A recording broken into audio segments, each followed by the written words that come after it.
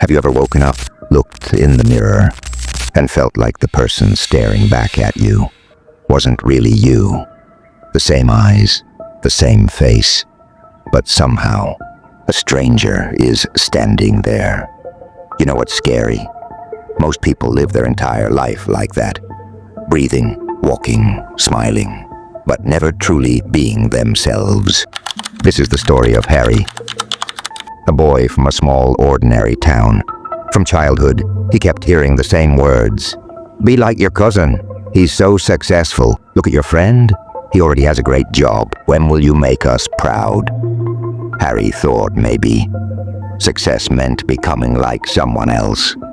So he started copying the way they dressed, the way they spoke, even the way they dreamed.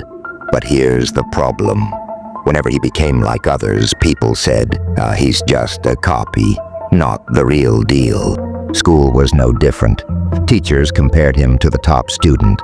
Friends compared him to the popular guy. Even his own family compared him to people he had never even met. Slowly, Harry stopped listening to his own voice. Every decision, every choice was based on what others expected. When his friends studied engineering, he studied engineering. When they went to parties, he went too, even though he hated loud music. When they joked about dreams, he laughed. Even though deep inside, he had dreams of his own, he buried them. One rainy evening, Harry was sitting in the far corner of the city park. The rain soaked his clothes, and in his hand was a letter. It was a termination letter. He'd just lost his job, everything he had worked for, not because he wanted it, but because others told him to, was gone. He threw the letter on the wet ground and whispered, "Maybe I was born to fail." An old man walking by stopped. He looked at Harry and said, "Son, if you judge a fish by its ability to climb a tree, it will spend its whole life believing it's stupid." Those words hit Harry harder than the rain hitting his face. The old man sat beside him and continued, "The world is full of masks, Harry. Some wear the mask of success, some the mask of happiness. But deep inside, most people are empty. The real courage is to take off the mask and show your true face." Decision to change. That night, Harry went home and stared at his reflection. He saw the masks, layers of expectations, layers of fear, layers of someone else's dreams. And then he made a decision. No more pretending, no more copying, no more living for approval. He would find his real self, even if the world laughed. The struggle of transformation. At first, it wasn't easy. When Harry started chasing his dreams, people laughed. Some called him crazy. Others said he was wasting his time.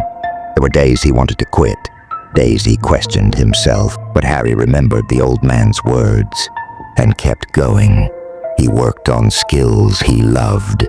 He read books, learned from mentors, and surrounded himself with people who believed in individuality, not imitation. It started small, a tiny project that succeeded.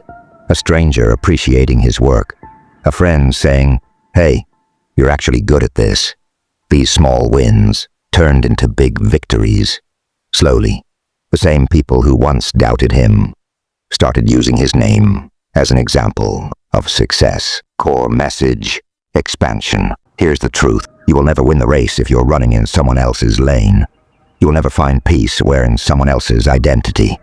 The moment you decide to be yourself, you unlock a power no one else can copy. The climax. Years later, Harry walked into a seminar as a guest speaker. The hall was full. Hundreds of people were there to hear his story. He stood at the podium and said, "I spent half my life trying to be someone else, and the other half discovering that the real magic is in being yourself. Don't waste your life chasing someone else's shadow. Shine your own light." The crowd erupted in applause. Maybe your story is like Harry's. Maybe you've been living for others, fitting into their boxes, trying to wear their shoes. But listen, the world doesn't need another copy. It needs the real you. Success begins the day you stand in front of the world without a mask and say, "This is who I am." Take it, or leave it, because here's the secret. Anyone can be someone, but no one can be you. Find yourself and the world will find you.